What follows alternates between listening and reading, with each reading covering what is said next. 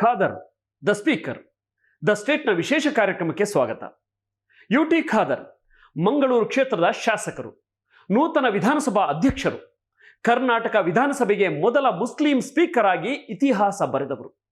ಶಾಂತ ಸ್ವಭಾವ, ಸದಾ ಹಸನ್ಮುಖಿ, ಕೋಮುವಾದದ ಪ್ರಯೋಗ ಶಾಲೆಯಾದ ಕರಾವಳಿಯಲ್ಲಿ, ಅದರಲ್ಲೂ ದಕ್ಷಿಣ ಕನ್ನಡ ಜಿಲ್ಲೆಯಲ್ಲಿ ಕೋಮು ಸೌಹಾರ್ದತೆಗೆ ಪರಮ ಮಾದರಿಯಾಗಿ ಗುರುತಿಸಿಕೊಂಡಿರುವವರು ಯುಟಿ ಖಾದರ್. ಇದೀಗ ವಿಧಾನಸಭೆಯ ಕಿರಿಯ ವಯಸ್ಸಿನ ಸ್ಪೀಕರ್ ಆಗಿ ಆಯ್ಕೆಯಾಗಿದ್ದಾರೆ. ಮಂತ್ರಿಯಾಗಿ ಮಹತ್ವದ ಹುದ್ದೆಗಳನ್ನು ನಿಭಾಯಿಸಿದ ಯುಟಿ ಖಾದರ್ ಅವರಿಗೆ ಕಾಂಗ್ರೆಸ್ ಸರ್ಕಾರ ಸ್ಪೀಕರ್ ಹುದ್ದೆಯನ್ನು ನೀಡಿದ್ದರ ಕುರಿತು ಪರ ವಿರೋಧದ ಮಾತುಗಳು ಕೇಳಿ ಬಂದಿವೆ. ಮಂಗಳೂರು ಕ್ಷೇತ್ರದ ಜನರ ಅಭಿಲಾಷೆಯಂತೆ ಮಂತ್ರಿ ಆಗಬೇಕಿದ್ದ ಯುಟಿ ಖಾದರ್ರನ್ನ ಸಿಎಂ ಸಿದ್ದರಾಮಯ್ಯ ನೇತೃತ್ವದ ಕಾಂಗ್ರೆಸ್ ಸರ್ಕಾರ ಸ್ಪೀಕರ್ ಮಾಡಿದ್ಯಾಕೆ? ಸ್ಪೀಕರ್ ಆಗಲು ಖಾದರ್ ಅವರಿಗಿದ್ದ ಅರ್ಹತೆಗಳೇನು? ಈ ಎಲ್ಲದರ ಕುರಿತು ತಿಳ್ಕೊಳ್ಳೋಣ. ಅದಕ್ಕೂ ಮೊದಲು ಖಾದರ್ ಅವರ ಬಾಲ್ಯ ಹಾಗೂ ನಡೆದು ಬಂದ ರಾಜಕೀಯ ಪಯಣವನ್ನ ಸಂಕ್ಷಿಪ್ತವಾಗಿ ನೋಡೋಣ.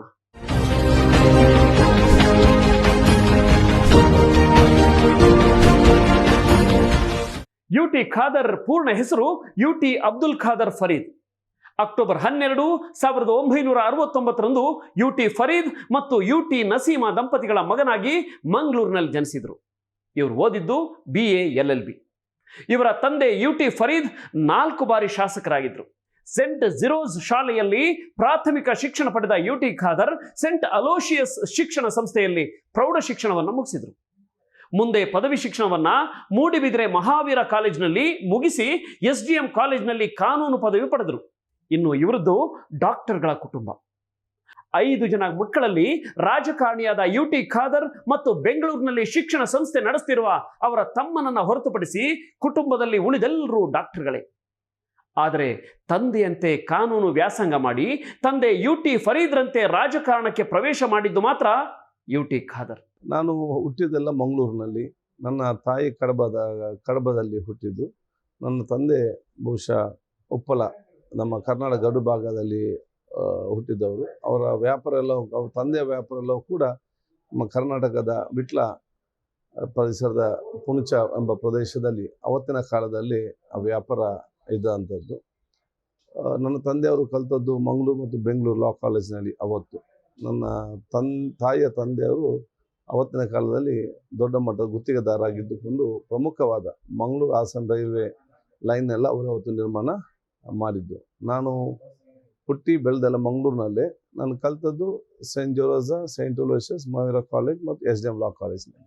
ನನ್ನ ತಂದೆ ಶಾಸಕರಾಗಿದ್ದರು 72ರಿಂದ 2007 ತನಕ. ನನ್ನ ತಾಯಿಯವರು ಹೌಸ್ ವೈಫ್ ಆಗಿದ್ದರು. ನನ್ನ ತಂದೆಯವರು ವ್ಯಾಪಾರಸ್ಥರು, ಅದು ವಿಟ್ಲದಲ್ಲಿ. ತಾಯಿಯ ತಂದೆಯವರು ಗುತ್ತಿಗೆದಾರರು ಮಂಗಳೂರು ಮತ್ತು ರಾಜ್ಯ ಮಟ್ಟದಲ್ಲಿ. ಬಹುಶಃ ತಂದೆಯವರು 72ರಲ್ಲಿ ಇವತ್ತು ಆಯ್ಕೆಯಾಗಿ ಸತತವಾಗಿ ಇವತ್ತು ಗೆದ್ದು ಬಂದಿದ್ದಾರೆ. ನಮಗೆ ನಾವು ಒಟ್ಟಿಗೆ 5 ಜನ ಮಕ್ಕಳು. ಒಂದು ನನ್ನ ಅಣ್ಣ, ಅವರು ಡಾಕ್ಟ್ರು, ಮತ್ತು ನಾನು LLB. ನನ್ನ ತಂಗಿಯ ಗಂಡ ಡಾಕ್ಟ್ರು, ಮತ್ತು ನನ್ನ ತಮ್ಮ ಅವನು ಫಿಸಿಯೋಥೆರಪಿಸ್ಟ್, ಅವನ ಹೆಂಡತಿ ಕೂಡ ಡಾಕ್ಟ್ರು. ಇನ್ನು ಸಣ್ಣ ತಮ್ಮ ಅವನು ಡಿಗ್ರಿ ಮಾಡಿದರೆ ಬೆಂಗಳೂರಲ್ಲಿ ಶಿಕ್ಷಣ ಸಂಸ್ಥೆ ನಡೆಸ್ತಾ ಇದ್ದಾನೆ. ಯುಟಿ ಖಾದರ್ ಓರ್ವ ರಾಜಕಾರಣಿ ಮಾತ್ರವಲ್ಲ, ಬೈಕ್ ಹಾಗೂ ಕಾರ್ ರೇಸ್ನಲ್ಲೂ ಅತೀವ ಆಸಕ್ತಿ ಹೊಂದಿದ್ದಾರೆ. ರಾಜ್ಯ ಹಾಗೂ ರಾಷ್ಟ್ರ ಮಟ್ಟದ ಮೋಟೋ ರೇಸ್ ಚಾಂಪಿಯನ್ಶಿಪ್ನಲ್ಲೂ ಭಾಗವಹಿಸಿ ಪ್ರಶಸ್ತಿಗಳನ್ನು ಪಡೆದುಕೊಂಡಿದ್ದಾರೆ. ಮಂಗಳೂರು ರೈಡರ್ಸ್ ಕ್ಲಬ್ ಅನ್ನ ಸ್ಥಾಪಿಸಿದ್ದಾರೆ. ಇವರಿಗೆ ಕ್ರೀಡೆಯಲ್ಲೂ ವಿಪರೀತ ಆಸಕ್ತಿ. ಬಾಲ್ಯದಿಂದಲೇ ಕ್ರಿಕೆಟ್, ಫುಟ್ಬಾಲ್, ವಾಲಿಬಾಲ್, ಹಾಕಿ, ಟೆನ್ನಿಸ್ ಹಾಗೂ ಇತರ ಕ್ರೀಡೆಗಳನ್ನು ಆಡ್ತಿದ್ರು.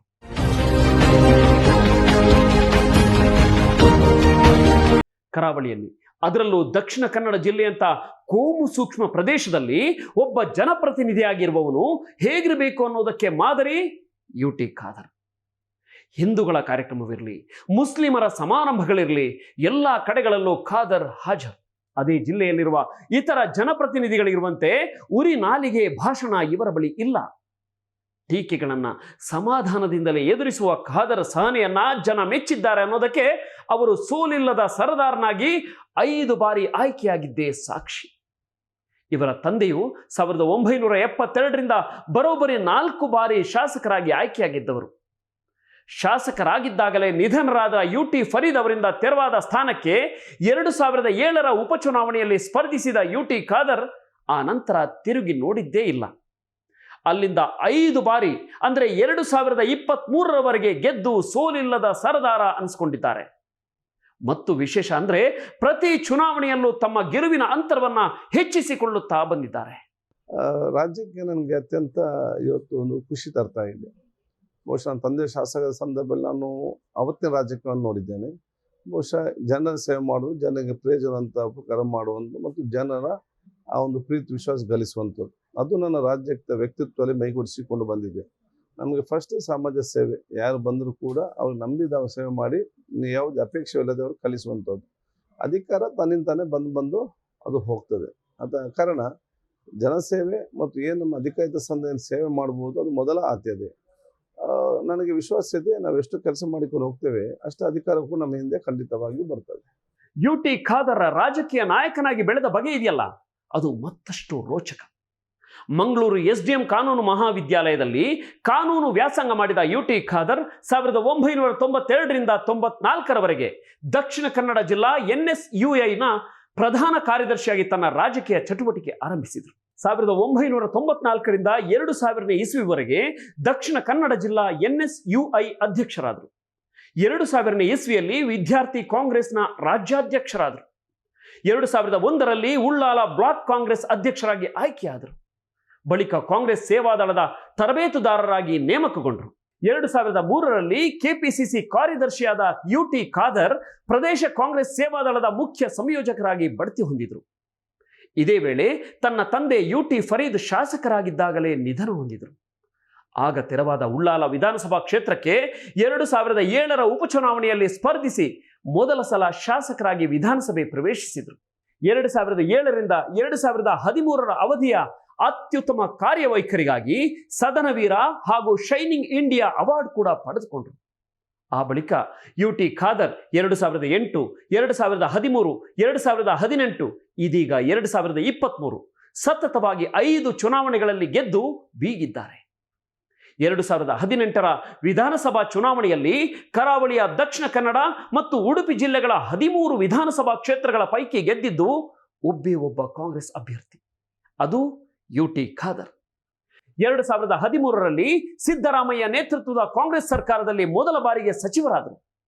ಆ ನಂತರ ಕುಮಾರಸ್ವಾಮಿ ನೇತೃತ್ವದ ಸಮ್ಮಿಶ್ರ ಸರ್ಕಾರದಲ್ಲಿಯೂ ಸಚಿವರಾದರು. 2022ರಲ್ಲಿ ವಿಧಾನಸಭೆಯ ವಿರೋಧ ಪಕ್ಷದ ಉಪನಾಯಕರಾಗಿಯೂ ಕೆಲಸ ಮಾಡಿದರು. ಚುನಾವಣಾ ಬಗ್ಗೆ ಆತಂಕ ಯಾವುದು ಕೂಡ ಇರಲಿಲ್ಲ. ಯಾಕೆ ನಾವು ಬೈ ಎಲೆಕ್ಷನ್ ಬಂತು, ಅದರ ಮುಂಚೆ ಯಾರು ತಂದೆ ಎಲೆಕ್ಷನ್ ಸಕ್ರಿಯವಾಗಿ ನಿಂತು ಮಾಡಿದ್ದೆ. ನನಗೆ ನಮ್ಮ ಬೂತು ಮಟ್ಟದ ಕಾರ್ಯಕರ್ತರ ಮತ್ತು ನಮ್ಮ ನಾಯಕರ ನನಗೆ ವಿಶ್ವಾಸ ಇತ್ತು. ಅವರು ಚೆನ್ನಾಗಿ ಕೆಲಸ ಮಾಡ್ತಾರೆ, ಅವ್ರು ನಮ್ಮನ್ನು ಗೆಲ್ಲಿಸಿ ಕೊಡ್ತಾರೆ ಅಂತೇಳಿ ಆತಂಕ ಯಾವುದೂ ಕೂಡ ಇಲ್ಲ. ಗೆದ್ದಂಥ ಸಂದರ್ಭದಲ್ಲಿ ಒಂದು ಹಂತ ಮುಟ್ಟಿದೆಂಬ ಸಂತೋಷ ಇತ್ತು. ಇದನ್ನು ಅತ್ಯುತ್ತಮವಾಗಿ ಮುಂದೆ ತಗೊಂಡು ಹೋಗಬೇಕು, ನಮ್ಮ ಕ್ಷೇತ್ರ ಮತ್ತು ಮತ ಗೌರವ ಉಳಿಸಬೇಕಂತೇಳಿ ಅವತ್ತೇ ತೀರ್ಮಾನ ಮಾಡಿದ್ದೆ. ರಾಜ್ಯಕ್ಕೆ ಅತ್ಯಂತ ಒಂದು ಖುಷಿ ತರುವಂಥದ್ದು, ಅತ್ಯಂತ ಸಂತೋಷ ತರುವಂಥದ್ದು ಅದು ಕೆಲಸ. ಯಾಕಂದರೆ ನೀವು ಒಬ್ಬನಿಗೆ ಉಪಕಾರ ಮಾಡಿ ಇದ್ದಾಗ ನಿಮಗೆ ಸಿಕ್ಕುವಂಥ ಸಂತೋಷ ಬೇರೆ ಯಾವುದರಲ್ಲಿ ಕೂಡ ಇವತ್ತು ಸಿಕ್ಕುದಿಲ್ಲ. ಅದು ನಮ್ಮಲ್ಲಿ ಏನು ಅದರಲ್ಲಿ ಅಪೇಕ್ಷೆ ಇರಬಾರ್ದು. ಕೆಲವರದು ನಾವು ಉಪಕಾರ ಮಾಡಿ ನೆನಪಿಡ್ತಾರೆ, ಕೆಲವರು ನೆನಪಿಡುವುದಿಲ್ಲ. ನೆನಪಿಡದಿದ್ದು ಅದನ್ನು ನಾವು ದೇವರ ಕೆಲಸ ಮಾಡಿ ಕಲಿಸಿದರೆ ಅದು ನಮ್ಗೆ ಮನಸ್ಸಿಗೆ ನೆಮ್ಮದಿ ತರುವಂಥ ಕೆಲಸ ಇವತ್ತು ಆಗ್ತದೆ. ಮತ್ತು ಪಾಲಿಟಿಕ್ಸ್ ಅದು ಒಂದು ಡ್ರೈವಿಂಗ್ ಮಾಡಿದಾಗ ನಿಮಗೆ ಕರೆಕ್ಟಾಗಿ ರೋಡಲ್ಲಿ ಡ್ರೈವ್ ಮಾಡಲಿಕ್ಕೆ ಗೊತ್ತಿದ್ರೆ ನೀವು ಕರೆಕ್ಟಾಗಿ ಹೋಗಿ ಮುಟ್ಬೋದು ನಿಮ್ಮ ಜಾಗಕ್ಕೆ. ಅದೇ ಪೊಲಿಟಿಕ್ಸ್ ಕೂಡ ಕರೆಕ್ಟಾಗಿ ಕಲಿತು ಯಾವಾಗ ಬೇಕು ಆ ರೀತಿಯಲ್ಲಿ ನೀವು ಹೋದರೆ ನೀವು ಹೋಗೋ ಸ್ಥಳಕ್ಕೆ ಮುಟ್ತೀವಿ. ಪ್ರಶ್ನೆ ಏನಂತ ಹೇಳಿ, ಕೆಲವು ಪೊಲಿಟಿಕ್ಸ್ ಕಲಿಯೋದು ಸೇರ್ತಾರೆ, ಮತ್ತೆ ಇಲ್ಲಿ ಸಮಸ್ಯೆ ಆಗ್ತದೆ, ಮತ್ತೆ ಅರ್ಧಂಬರ್ಧ ಆಗುವಂಥ ವಿಚಾರ ಇವತ್ತು ಆಗುವಂಥ. ಮತ್ತೆ 2013ರ ಸಿದ್ದರಾಮಯ್ಯ ಸರ್ಕಾರದಲ್ಲಿ UT ಖಾದರ್ ಆರೋಗ್ಯ ಸಚಿವರಾಗಿ 2016ರ ತನಕ ಕಾರ್ಯನಿರ್ವಹಿಸಿದ್ರು. ಆರೋಗ್ಯ ಸಚಿವರಾಗಿದ್ದಾಗ ರಾಜ್ಯದಲ್ಲಿ ಗುಟ್ಕಾ ನಿಷೇಧ ಸೇರಿದಂತೆ ಬೈಕ್ ಆಂಬ್ಯುಲೆನ್ಸ್, ರಾಜ್ಯ ಆರೋಗ್ಯ ಕವಚ, ಆರೋಗ್ಯ ಶ್ರೀ, ದಂತಭಾಗ್ಯ ಮತ್ತು ಸರ್ಕಾರಿ ತಾಲೂಕು ಆಸ್ಪತ್ರೆಗಳಲ್ಲಿ ಡಯಾಲಿಸಿಸ್ ಘಟಕ ಮುಂತಾದ ಕ್ರಾಂತಿಕಾರಿ ಯೋಜನೆಗಳನ್ನು ಅನುಷ್ಠಾನಕ್ಕೆ ತಂದಿದ್ದ UT ಖಾದರ್ ಕೇಂದ್ರ ಸರ್ಕಾರದಿಂದ ಉತ್ತಮ ಆರೋಗ್ಯ ಸಚಿವ ಪ್ರಶಸ್ತಿ ಪಡೆದುಕೊಂಡರು. ಲೋಕಸಭೆಯಲ್ಲೂ ಆರೋಗ್ಯ ಸಚಿವರಾಗಿದ್ದ UT ಖಾದರ್ ಅವರನ್ನು ಶ್ಲಾಘಿಸಲಾಗಿತ್ತು. ಆ ಮೂಲಕ ಸಿದ್ದರಾಮಯ್ಯ ಸಂಪುಟದ ಯಶಸ್ವಿ ಸಚಿವರಾಗಿ ಗುರುತಿಸಿಕೊಂಡರು. 2016ರಿಂದ 2018ರ ತನಕ ಆಹಾರ ಸಚಿವರಾಗಿ ಬಡವರು ಪಡಿತರ ಚೀಟಿಗಾಗಿ ಸಲ್ಲಿಸಬೇಕಿದ್ದ 10ರಿಂದ 13 ದಾಖಲೆಗಳನ್ನು ಕಡಿತಗೊಳಿಸಿ ಕೇವಲ ಆಧಾರ್ ಕಾರ್ಡ್ ಮೂಲಕವೇ ಅರ್ಜಿ ಸಲ್ಲಿಸಿ ಮನೆ ಬಾಗಿಲಿಗೆ ರೇಷನ್ ಬರುವಂತ ಕ್ರಾಂತಿಕಾರಿ ಯೋಜನೆಯನ್ನ ಆರಂಭಿಸಿದ್ದು ಇದೇ ಯುಟಿ ಖಾದರ್.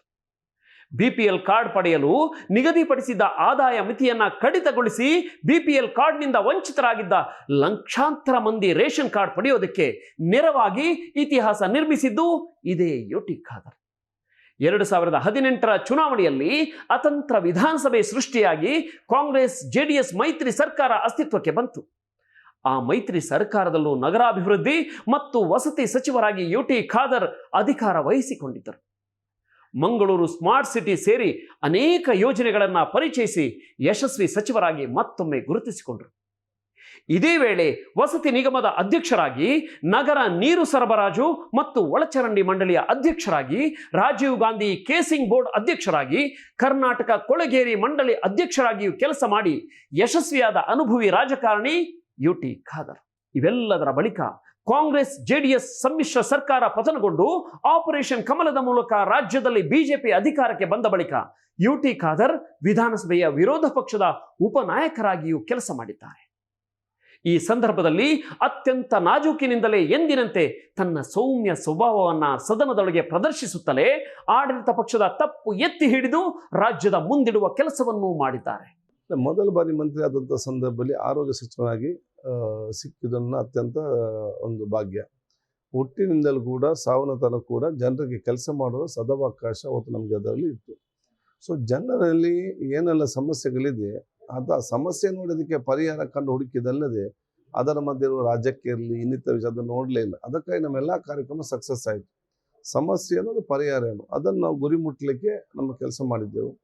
ಭಾಳಷ್ಟು ಇಡೀ ಸುತ್ತಾಡಿದ್ದೆವು. ಆಗ ಭಾಳಷ್ಟು ಜನ ಕೇಳಿದವರಿದ್ದಾರೆ, ಯಾಕೆ ಇಷ್ಟು ಸುತ್ತಾಡ್ತೀವಿ, ಎಲ್ಲರೂ ಕೂಡ ಮಂತ್ರಿ ಇದ್ದಾರೆ, ನೀನು ಯಾಕೆ ಇಷ್ಟು ಒಂದು ಟ್ರಾವೆಲ್ ಮಾಡೋದು ರಾತ್ರಿ ಬೆಳಗ್ಗೆ ಅಂತೇಳಿ. ಆಗ ನಾನು ಹೇಳಿದ್ದೆ, ಇನ್ನು ಮಂತ್ರಿ ಆಗ್ತಾನೆ ನನಗೆ ಗೊತ್ತಿಲ್ಲ, ಮಂತ್ರಿ ಆದರೂ ಕೂಡ ಆರೋಗ್ಯ ಸಚಿವನಾಗ್ತಾನೆ ಅದು ಕೂಡ ಗೊತ್ತಿಲ್ಲ. ಅಧಿಕಾರ ಇದ್ದ ಸಂದರ್ಭದಲ್ಲಿ ನಾವು ಉತ್ತಮವಾದ ಕೆಲಸ ಮಾಡಿಕೊಂಡು ಮತ್ತೆ ನೆನಪಿಸುವಂಥ ಕೆಲಸ ಆಗಬೇಕು ಹೊರತು ಅಧಿಕಾರ ಇದ್ದಾಗ ನಾವು ಮೌನವಾಗಿ ಕೂತ್ಕೊಂಡು ಅಧಿಕಾರ ಹೋದ ನಂತರ ನಾನು ಹಾಗೆ ಮಾಡಬೇಕಿತ್ತು, ನಾನು ಹೀಗೆ ಮಾಡಬೇಕಂತ ಎನಿಸಿದರೆ ಅದು ನಮ್ಮ ಜೀವನ ವ್ಯರ್ಥವಾಗ್ತದೆ ಅಂತೇಳಿ ಆರೋಗ್ಯ ಸಚಿವನಾಗಿ ಕೂಡ ಕೆಲಸ ಮಾಡಿದ್ದೆವು. ಆಹಾರ ಸಚಿವನಾಗಿದ್ದಾಗ ಭಾಳಷ್ಟು ಸಮಸ್ಯೆ ಇತ್ತು. ಒಂದು ರೇಷನ್ ಕಾರ್ಡ್ ಸಿಕ್ಕಲಿಕ್ಕೆ ಜನರಿಗೆ ಸಮಸ್ಯೆ, ಯಾರು ಅಲೆಮಾರಿಗೆ ಜನಾಂಗಕ್ಕೆ ಇರಲಿಲ್ಲ, ಸ್ಕ್ಯಾವೆಂಜರ್ಸ್ಗೆ ಇರಲಿಲ್ಲ, ಬಡವರಿಗೆ ಇರಲಿಲ್ಲ. ಇಂದಿರಾ ಗಾಂಧಿ ಅವರು ರೇಷನ್ ಕಾರ್ಡ್ ನ್ಯಾಯಬೆಲೆ ಅಂಗಡಿ ಓಪನ್ ಮಾಡಿ ಸಬ್ಸಿಡೈಸ್ ರೇಟ್ ಅಕ್ಕಿ ಕೊಟ್ಟದ್ದು ಯಾರಿಗೆ? ನಿರ್ಗತಿಕರಿಗೆ. ಅದನ್ನು ನಾವು ಬೇರೆ ಬೇರೆ ಕಾರ್ಡ್ ಇಟ್ಟುಕೊಂಡು ಅವರಿಗೊಂದು ಕೊಡದೆ ಬೇರೆಯವ್ರಲ್ಲೂ ಕೂಡ ಕೊಡುವಂಥ ಪರಿಸ್ಥಿತಿ ಇತ್ತು, ಕಾರ್ಡ್ ಇಲ್ಲ ಅಂತೇಳಿ. ಅವು ಎಲ್ಲರಿಗೂ ಕೂಡ ಕಾರ್ಡ್ ಸಿಕ್ಕುವಂಥ ವ್ಯವಸ್ಥೆ ಮತ್ತು ಈ ಒಂದು ಶಾಪಿನಲ್ಲಿ ಆಗುವಂಥ ಅನ್ಯಾಯ ಏನಿತ್ತು, ಕೆಲವೊಂದು ಶಾಪಿನ ಅದನ್ನು ದುರ್ಬಳಕೆ ಮಾಡಿ ಜನರಿಗೆ ಶೋಷಣೆ, ಅದಕ್ಕೆಲ್ಲ ಕೂಡ ಮುಕ್ತಿ ಕಾಣಬೇಕಂತೇಳಿ ಬಯೋಮೆಟ್ರಿಕ್ ಸಿಸ್ಟಮ್ ಕೂಡ ಇವತ್ತು ತರುವಂಥ ಕೆಲಸ ನಾವು ಇವತ್ತು ಮಾಡಿದೆವು. ಕೆರೋಸಿನ್ ದೊಡ್ಡ ಮಾಫಿಯಾನೇ ಇತ್ತು. ಈ ಕೆರೋಸಿನ್ ಅದನ್ನೆಲ್ಲ ಬಂದ್ ಮಾಡಿ ಇಡೀ ನಾವು ರಾಜ್ಯದಲ್ಲಿ ಒಂದು ಮಾದರಿಯಾಗಿ ವಿಶ್ವದಲ್ಲಿ ಸಹ ನಮ್ಮ ದೇಶದಲ್ಲಿ ನಮ್ಮ ರಾಜ್ಯಕ್ಕೆ ನಾನು ಆರೋಗ್ಯ ಸಚಿವನಾಗಿಯೂ ಪ್ರಶಸ್ತಿ ಬಂತು, ಆಹಾರ ಸಚಿವನಾಗಿ ಕೂಡ ಪ್ರಶಸ್ತಿಯಾಗಿ ಲೋಕಸಭೆಯಲ್ಲಿ ಪ್ರಸ್ತಾವನೆಗೊಂಡು ನಮಗೆ 300 ಕೋಟಿ ರೂಪಾಯಿ ಇನ್ಸೆಂಟಿವ್ಸ್ ಅನ್ನು ಕೂಡ ಕೇಂದ್ರ ಸರ್ಕಾರ ಕೊಟ್ಟಿದೆ. ಈ ಎಲ್ಲ ಅರ್ಹತೆಗಳನ್ನ ಕಂಡ ನೂತನ ಕಾಂಗ್ರೆಸ್ ಸರ್ಕಾರ ಯುಟಿ ಖಾದರ್ ಅವರನ್ನ ಇದೀಗ ವಿಧಾನಸಭೆಯ ಸಭಾಧ್ಯಕ್ಷರನ್ನಾಗಿ ಮಾಡಿದೆ. ಇದರ ಬೆನ್ನಲ್ಲೇ ಅವರನ್ನ ಸ್ಪೀಕರ್ ಮಾಡಿದ್ದರ ಕುರಿತು ಪರ ವಿರೋಧದ ಮಾತುಗಳು ಸಹ ಕೇಳಿ ಬಂದಿವೆ. ಕರ್ನಾಟಕ ವಿಧಾನಸಭೆಗೆ ಮುಸ್ಲಿಂ ಸಮುದಾಯದ ಮೊದಲ ಮತ್ತು ಅತ್ಯಂತ ಕಿರಿಯ ಸ್ಪೀಕರ್ ಆಗಿ ಯುಟಿ ಖಾದರ್ ಇತಿಹಾಸ ಬರೆದಿದ್ದಾರೆ. ಆದರೆ ಯುಟಿ ಖಾದರ್ ಅವರನ್ನ ಈ ಎರಡೂ ಲೇಬಲ್ನಿಂದ ಗುರುತಿಸುವುದಾಗ್ಲಿ ಕೊಂಡಾಡುವುದಾಗ್ಲಿ ಸರಿಯಾದ ಕ್ರಮವಲ್ಲ. ಯಾಕಂದ್ರೆ ಈ ತನಕ ಯುಟಿ ಖಾದರ್ ನಿರ್ವಹಿಸಿರುವ ಕಾರ್ಯವೈಖರಿ ಯಾವುದೇ ಒಂದು ಧರ್ಮದ ಪರಿಧಿಯೊಳಗೆ ಸಾಂಸ್ಥಿಕವಾಗಿ ಬಂಧಿಯಾಗೋದೇ ಇಲ್ಲ. ಸಚಿವರಾಗಿ ಕೆಲಸ ಮಾಡಿದ ರೀತಿ ಕಂಡು ಕಿರಿಯ ಅಂತಾನು ಹೇಳಕ್ಕಾಗಲ್ಲ. ಇವತ್ತು ನಾನು ಫಸ್ಟ್ 13ರಲ್ಲಿದ್ದಾಗ ನನಗೆ ಮಂತ್ರಿ ಆಗ್ತಾನೆ ನನಗೆ ಗೊತ್ತಿರಲಿಲ್ಲ. 18ರಲ್ಲಿ ಮತ್ತೆ ನಾನು ಮಂತ್ರಿ ಆದೆ. ಈ ಸಲ ಕೂಡ ಮಂತ್ರಿ ಆಗ್ತಾನಂತೆ ಇತ್ತು ಅಂದರೆ ಅಪೇಕ್ಷೆ ಇಲ್ಲ. ಅದೇ ನಾವು ಬರಲೇಬೇಕಂತ ನಮಗೇನು ಇದ್ದದ್ದಲ್ಲ, ಅದು ಇದಿತ್ತು ಅಂತ ನಮಗೆ ಭಾಳ ಸ್ಪಷ್ಟವಾಗಿ ಗೊತ್ತು ಅಂತ ವಿಚಾರ ಇವತ್ತು ಇತ್ತು. ಆದರೆ ನಾನು ಕರೆಸಿ ನನಗೆ ಬಹುಶಃ ಇವತ್ತು ಈ ಒಂದು ಅವಕಾಶ ಕೊಟ್ಟದನ್ನು ನಾನು ಭಾಳ ಅತ್ಯಂತ ಸಂತೋಷ ಅದನ್ನು ಒಪ್ಪಿದ್ದೇನೆ. ಇವತ್ತು ನಮ್ಮ ಒಂದು ಸಿಕ್ಕಿದ, ಯಾಕೆ ಮಂತ್ರಿ ಯಾವಾಗಲೂ ಬೇಕಾದ್ರೆ ಆಗ್ಬೋದು, ಯಾರಿಗೂ ಬೇಕಾದ್ರೆ ಆಗ್ಬೋದು. ಅದು ಸ್ಪೀಕರ್ ಸ್ಥಾನ ಎಲ್ಲರ ಹತ್ತಿರ ಯಾವಾಗಲೂ ಕೂಡ ಬರೋದಿಲ್ಲ ಮತ್ತು ಎಲ್ಲರಿಗೂ ಕೂಡ ಬರೋದಿಲ್ಲ. ನನಗೆ ನಾನೊಬ್ಬ ಮೈನಾರಿಟಿಯಾಗಿ ನನ್ನ ಮೇಲೆ ಈ ಸಣ್ಣ ವಯಸ್ಸಿನಲ್ಲಿ, ಅಂದರೆ ರಾಜ್ಯಕ್ಕೆ ಅದೊಂದು ಸಣ್ಣ ವಯಸ್ಸಿನಲ್ಲಿ ನನಗೆ ಈ ಒಂದು ದೊಡ್ಡ ಮಟ್ಟದ ಜವಾಬ್ದಾರಿ ಕೊಟ್ಟಿದ್ರೆ ನಾನು ಸಂತೋಷಕ್ಕೆ ಪಡಬೇಕಂತ ಹೇಳಿದರೆ, ನನ್ನ ನಾಯಕರು, ನಮ್ಮ ಬೇರೆ ಬೇರೆ ಮುಖ್ಯಮಂತ್ರಿಗಳು, ರಾಜ್ಯ ರಾಷ್ಟ್ರ ನಾಯಕರು ನನ್ನ ಮೇಲೆ ವಿಶ್ವಾಸ ಇದ್ದ ಕಾರಣ ಅಲ್ಲಿ ತಂದು ನಿಲ್ಲಿಸಿದ್ದಾರೆ. ಪ್ರಶ್ನೆ ಅಷ್ಟೇ, ನನ್ನ ಮೇಲೆ ವಿಶ್ವಾಸ ಇತ್ತು. 5ನೇ ಬಾರಿಗೆ ನಿರಂತರವಾಗಿ ಕೋಮುವಾದದ ಪ್ರಯೋಗಶಾಲೆಯಾಗಿರುವ ಮಂಗಳೂರಲ್ಲಿ ಗೆಲ್ಲುತ್ತಾ ಬಂದಿದ್ದಾರೆ. ಸಚಿವರಾಗಿ ಅನೇಕ ಖಾತೆಗಳನ್ನು ನಿಭಾಯಿಸಿದ್ದಾರೆ. ಉತ್ತಮ ಸಾಧನೆ ಮಾಡಿದ್ದಕ್ಕೆ ಪ್ರಶಸ್ತಿಗಳನ್ನು ಪಡೆದುಕೊಂಡಿದ್ದಾರೆ. ಇಂಥ UT ಖಾದರ್ ಅವರಿಗೆ ಸಂಪುಟದಲ್ಲಿ ಪ್ರಬಲ ಖಾತೆ ಸಿಗುವುದು ನಿರೀಕ್ಷಿತ ಮಾತ್ರ ಅಲ್ಲ, ಅವರ ಅಭಿಮಾನಿಗಳ ಆಕಾಂಕ್ಷೆಯೂ ಆಗಿತ್ತು. ಹೀಗಿರುವಾಗ ಅವರಿಗೆ ಸ್ಪೀಕರ್ ಹುದ್ದೆ ಸಿಕ್ಕಿರೋದ್ರಿಂದ ಮಿಶ್ರ ಪ್ರತಿಕ್ರಿಯೆಗಳಿಗೆ ಕಾರಣ ಆಗಿದೆ. ಯಾಕಂದ್ರೆ ಇತ್ತೀಚಿನ ದಿನಗಳಲ್ಲಿ ಸದನದ ಯಜಮಾನನ ಹುದ್ದೆಯನ್ನ ಯಕ್ಷಿತ್ ಅನ್ನುವಂತೆ ಕಾಣುವುದು ಜಾಯಮಾನ ಆಗಿಬಿಟ್ಟಿದೆ. ಭ್ರಷ್ಟಾಚಾರವು ವ್ಯಕ್ತಿತ್ವದ ಭಾಗ ಆಗಿರುವ ಕಾಲದಲ್ಲಿ ಪ್ರತಿಯೊಂದನ್ನು ಹಣಕಾಸು ಮತ್ತು ಅದರ ಪ್ರಭಾವದ ಪ್ರಮಾಣದಲ್ಲಿ ಅಳತೆ ಮಾಡಲಾಗುತ್ತಿರುವ ಈ ದಿನಗಳಲ್ಲಿ ಸ್ಪೀಕರ್ ಹುದ್ದೆ ಕೆಲವರಿಗೆ ಯಕ್ಷಿತ್ ಹುದ್ದೆಯಾಗಿ ಕಂಡಿರೋದು ಅತಿಶಯೋಕ್ತಿ ಅಲ್ಲ. ನಿಮಗೆ ಎಲ್ಲ ಸವಲತ್ತುಗಳು ಮಂತ್ರಿಗಂತಲೂ ಕೂಡ ಜಾಸ್ತಿ ಇದೆ. ಎಲ್ಲ ವಿಚಾರದಲ್ಲಿ ಮಂತ್ರಿಗಳು ಹೆಚ್ಚಿನ ಸವಲತ್ತು ಮತ್ತು ಅವಕಾಶಗಳಿದೆ. ಮತ್ತು ಬೇಡ ಅಂತೇಳಿ ನನಗೇನು ಅರ್ಥ ಆಗೋದಿಲ್ಲ. ಗೌರವ ಬೇರೆ, ಅಧಿಕಾರವೇ ಬೇರೆ. ಸೊ ಸಿಕ್ಕಿದಂಥ ಅವಕಾಶಗಳನ್ನು ಎಲ್ಲ ಯುವಕರದನ್ನು ಸದುಪಯೋಗಪಡಿಸೋ ಅವಕಾಶ ಇವತ್ತು ಆಗಬೇಕು. ಮುಂದೆ ಯಾರು ಸಿಕ್ಕಿದ್ರು ಕೂಡ ನನಗೆ ಅದೊಂದು ಭಾವನೆ ಇದೆ. ಮುಂಚೆ ನಮಗೆ ಬೇಡ ಒಂದು ಸ್ಪೀಕರ್ ಸ್ಥಾನ ಏನು ಅದೊಂದು ಭಾವನೆ ಇದೆ, ಬೇಡ ಅಂತೇಳಿ. ಈ ಒಂದು ಅವಧಿಯಲ್ಲಿ ಕೆಲಸ ಮಾಡಿ ಮುಂದಿನ ದಿನಗಳಲ್ಲಿ ಸ್ಪೀಕರ್ ಸ್ಥಾನ ಕೂಡ ಪೈಪೋಟಿ ಬರುವಂಥ ವಾತಾವರಣ ನಿರ್ಮಾಣ ಮಾಡಬೇಕಂತೇಳಿ ಒಂದು ಕನಸಿದೆ. ನಮಗೂ ಕೂಡ ಬೇಕಂತ ಕೇಳುವಂಥ ವಾತಾವರಣ ನಿರ್ಮಾಣ ಮಾಡಬೇಕಾಗ್ತದೆ. ವಿಧಾನಸಭೆಯ ಸಭಾಧ್ಯಕ್ಷ ಅಂದ್ರೆ ಅದೊಂದು ಪ್ರತಿಷ್ಠಿತ ಮತ್ತು ಗೌರವಾರ್ಹ ಹುದ್ದೆ. ಕಿತ್ತಾಡುವ ಪಕ್ಷ ಬಣಗಳನ್ನ ನಿಷ್ಪಕ್ಷಪಾತವಾಗಿ ಜೊತೆಗೆ ಕರೆದೊಯ್ದು ಸಂಪ್ರದಾಯ ಸಂವಿಧಾನವನ್ನ ಎತ್ತಿ ಹಿಡಿದು ಮುನ್ನಡೆಸುವ ಮಹತ್ತರ ಜವಾಬ್ದಾರಿ ಆ ಹುದ್ದೆಗಿದೆ. ಜೊತೆಗೆ ಈಗಿರುವ ಪಕ್ಷಗಳ ನಡುವಿನ ವೈಮನಸ್ಸು, ದಿನದಿಂದ ದಿನಕ್ಕೆ ಹದಗೆಡುತ್ತಿರುವ ಜನಪ್ರತಿನಿಧಿಗಳ ಭಾಷೆ, ಯುವ ಶಾಸಕರಿಗೆ ಹೊಸ ಕಲಿಕೆ ಇತ್ಯಾದಿ ಸಂಗತಿಗಳ ವಾತಾವರಣದಲ್ಲಿ ಸದನವನ್ನ ಶಾಂತಿಯುತವಾಗಿ ಮುನ್ನಡೆಸಿಕೊಂಡು ಹೋಗೋದು ಸುಲಭದ ಮಾತೇನಲ್ಲ. ಕಾಂಗ್ರೆಸ್ ಪಕ್ಷದ ಹಿರಿಯ ನಾಯಕರಾದ RV ದೇಶಪಾಂಡೆ ಮತ್ತು HK ಪಾಟೀಲ್ರನ್ನ ಆ ಹುದ್ದೆಗೆ ಸೂಕ್ತವಾದವರು ಅಂತ ಮೊದಲಿಗೆ ಪರಿಗಣಿಸಿದ್ರು. ನಯವಾಗಿಯೇ ಅವರಿಬ್ಬರು ನಿರಾಕರಿಸಿದ್ದಾರೆ. RV ದೇಶಪಾಂಡೆ ಅವರಂತೂ ತನಗೆ ಅಷ್ಟು ದೊಡ್ಡ ಹುದ್ದೆಯನ್ನ ನಿಭಾಯಿಸುವ ಜ್ಞಾನವಿಲ್ಲ ಅಂತಾನೆ ಹೇಳಿದ್ದಾರೆ. ಈ ಹಿಂದೆ ಹಲವಾರು ಬಾರಿ ಸಚಿವರಾಗಿದ್ದ, ಅದರಲ್ಲೂ ಬೃಹತ್ ಕೈಗಾರಿಕೆ ಖಾತೆಯನ್ನ ನಿಭಾಯಿಸಿದ RV ದೇಶಪಾಂಡೆಯವರೇ ಹೀಗೆ ಹೇಳಿದ ಮೇಲೆ UT ಖಾದರ್ ಅವರಲ್ಲಿ ವಿಶೇಷ ಅರ್ಹತೆ ಯಾವುದಾದ್ರೂ ಇದ್ದೇ ಇರುತ್ತೆ ಅಲ್ವಾ? ಇದೊಂದು ಅರ್ಹತೆ ಮತ್ತು ವಿಶ್ವಾಸ ಇಟ್ಟುಕೊಂಡಿದ್ದಾರೆ. ಅದು ಕೂಡ ಈ ಒಂದು ಕಾಲಘಟ್ಟದಲ್ಲಿ ಮೈನಾರಿಟಿ ಮತ್ತು ಅಲ್ಪಸಂಖ್ಯಾತರು ಇಟ್ಟಿರೋದು ಅದು ಎಲ್ಲರಿಗೂ ಕೂಡ ಗೌರವ ತರುವಂಥ ಕೆಲಸ ಇವತ್ತು ಆಗಿದೆ. ಯಾಕಂತ ಹೇಳಿದರೆ ಎಲ್ಲರಿಗೂ ಮತ್ತು ಎಲ್ಲ ವರ್ಗದವರಿಗೂ ಕೂಡ ಈ ಒಂದು ಸ್ಥಾನವನ್ನು ನಿಭಾಯಿಸುವಂಥ ಒಂದು ಶಕ್ತಿ ಇದೆ ಅಂತೇಳಿ ಪಕ್ಷದ ಹೈಕಮಾಂಡ್ ಇವತ್ತು ತೋರಿಸಿಕೊಟ್ಟಿದೆ. ಅದೇನೇ ಇರಲಿ, ಪಕ್ಷದ ಘಟಾನುಘಟಿಗಳು ಇದ್ದು ನಿರಾಕರಿಸಿರುವ ಹುದ್ದೆಯನ್ನ UT ಖಾದರ್ ಅವರಿಗೆ ವಹಿಸಲಾಗಿದೆ. ಪಕ್ಷದ ಅಣತಿಯಂತೆ ಒಪ್ಪಿಕೊಂಡಿದ್ದು ಅವರ ಪಕ್ಷನಿಷ್ಠೆ ಮತ್ತು ಪ್ರಾಮಾಣಿಕತೆಯನ್ನು ಎತ್ತಿ ತೋರಿಸುತ್ತೆ. ಪಕ್ಷನಿಷ್ಠೆ ಮತ್ತು ಪ್ರಜಾನಿಷ್ಠೆ ಅವರ ವ್ಯಕ್ತಿತ್ವ ಹಾಗೂ ಸ್ವಭಾವದ ಭಾಗವೂ ಹೌದು. ಒಬ್ಬ ರಾಜಕಾರಣಿಗೆ ಸ್ವಂತ ವರ್ಚಸ್ಸು, ಕೆಲಸ, ಸಿದ್ಧಾಂತ ಮತ್ತು ಜನರ ನಂಬಿಕೆ ತುಂಬಾ ಮುಖ್ಯವಾಗಿರುತ್ತೆ. ಇದನ್ನ ಮರೆತು ಬಾಯಿ ತೆಗೆದರೆ ಬೆಂಕಿ ಹಚ್ಚುವ ಭಾಷಣಗಳನ್ನ ಮಾಡ್ತಿದ್ದವರು ಕಳೆದ ಚುನಾವಣೆಯಲ್ಲಿ ತರಗೆಲೆಯಂತೆ ತೂರ್ಕೊಂಡು ಹೋಗಿದ್ದಾರೆ. ಹೀಗಿರುವಾಗ ರಾಜಕೀಯದಿಂದ ಕುಟುಂಬವನ್ನು ಹೊರಗಿಟ್ಟು ಯಾವುದೇ ಹಗರಣಗಳಿಲ್ಲದೆ ದಕ್ಷಿಣ ಕನ್ನಡ ಜಿಲ್ಲೆಯಲ್ಲಿ ಗಟ್ಟಿಯಾಗಿ ನೆಲೆಹೂರಿರುವ ರಾಜಕಾರಣಿ UT ಖಾದರ್. ನಾನು ಹೇಳ್ತೇನಲ್ಲ, ನಾನು ಶಾಸಕನಿದ್ದಾಗ ನಾನು ಚೆನ್ನಾಗಿ ಕೆಲಸ ಮಾಡಬೇಕಂತ ಆ ಗುರಿ ಯಶಸ್ವಿ ಆಯಿತು. ನನಗೆ ಮಂತ್ರಿ ಸ್ಥಾನ ಕೊಟ್ಟರು. ಆ ಹೆಲ್ತ್ ಮಿನಿಸ್ಟರ್ ಕೊಟ್ಟಾಗ ಇದನ್ನು ಮ್ಯಾಕ್ಸಿಮಮ್ ಏನು ಕೆಲಸ ಮಾಡಬೇಕು ಅದನ್ನು ಮಾಡಿದ್ದು, ಅದು ನನ್ನ ಗುರಿ ಇತ್ತು. ಅದ ನಂತರ ಹೌಸಿಂಗ್ ಮಿನಿಸ್ಟರ್ ಆದೆ, ಅರ್ಬನ್ ಮಿನಿಸ್ಟರ್, ಡೆಪ್ಯೂಟಿ ಲೀಡರ್ ಸಿಕ್ಕಿದಾಗ ಸಕ್ರಿಯವಾಗಿ ಕೆಲಸ ಮಾಡಬೇಕು ಅಂದು ಅಷ್ಟೇ ನನ್ನ ಗುರಿ ಇದ್ದದ್ದು. ಈಗ ನನಗೆ ಸ್ಪೀಕರ್ ಇದೆ. ಈ ಸ್ಪೀಕರ್ ಪೋಸ್ಟನ್ನು ಸಕ್ರಿಯವಾಗಿ ಕೆಲಸ ಮಾಡಬೇಕು, ಯಾವುದೇ ಅಪೇಕ್ಷೆ ಇಲ್ಲದೆ ಆದಷ್ಟು ಇದರಿಂದ ಮಹತ್ವದ ಕೆಲಸ ಮಾಡಬೇಕು. ಈ ಸ್ಥಾನಕ್ಕೆ ಗೌರವ ತರಬೇಕು. ನನ್ನ ಕ್ಷೇತ್ರದವರಿಗೆ ನನ್ನ ಕರಾವಳಿ ಗೌರವ ತರಬೇಕು, ಅದೇ ಗುರಿ ಅಷ್ಟೇ. ಅದಕ್ಕೆ ನೆಕ್ಸ್ಟ್ ಅದು ಏನು ಬರ್ತದೆ ಗೊತ್ತಿಲ್ಲ, ಅಲ್ಲಿ ಮುಟ್ಟೋದು ಮತ್ತು ಏನು ಬಂದದ್ದು ಅದರ ತಕ್ಕರ ಹೋಗುವಂಥ ಕೆಲಸ ಮಾಡುವಂಥದ್ದು. ಇದೊಂದು ಅರ್ಹತೆ ಮತ್ತು ವಿಶ್ವಾಸ ಇಟ್ಟುಕೊಂಡಿದ್ದಾರೆ. ಅದು ಕೂಡ ಈ ಒಂದು ಕಾಲಘಟ್ಟದಲ್ಲಿ ಮೈನಾರಿಟಿ ಮತ್ತು ಅಲ್ಪಸಂಖ್ಯಾತರು ಇಟ್ಟಿರೋದು ಅದು ಎಲ್ಲರಿಗೂ ಕೂಡ ಗೌರವ ತರುವಂಥ ಕೆಲಸ ಇವತ್ತು ಆಗಿದೆ. ಯಾಕಂತ ಹೇಳಿದರೆ ಎಲ್ಲರಿಗೂ ಮತ್ತು ಎಲ್ಲ ವರ್ಗದವರಿಗೂ ಕೂಡ ಈ ಒಂದು ಸ್ಥಾನವನ್ನು ನಿಭಾಯಿಸುವಂಥ ಒಂದು ಶಕ್ತಿ ಇದೆ ಅಂತೇಳಿ ಪಕ್ಷದ ಹೈಕಮಾಂಡ್ ಇವತ್ತು ತೋರಿಸಿಕೊಟ್ಟಿದೆ. ಸಂವಿಧಾನಬದ್ಧವಾದ ಸ್ಥಾನವನ್ನು ಅದನ್ನು ಸಂವಿಧಾನದಲ್ಲಿ ನಿರ್ವಹಿಸಿ ಆ ಸ್ಥಾನಕ್ಕೆ ಯಾವುದೇ ಧಕ್ಕೆ ಬರದ ರೀತಿಯ ಕೆಲಸ ನಿರ್ವಹಿಸ್ತೇನೆ. ಗಲಭೆ ಎಬ್ಬಿಸಲು ಸದಾ ಪ್ರಯತ್ನಿಸುವ ಉಳ್ಳಾಲದಲ್ಲಿ ಶಾಂತಿ ಸಾಮರಸ್ಯ ಕಾಪಾಡುವುದು ಸವಾಲಿನ ಕೆಲಸ.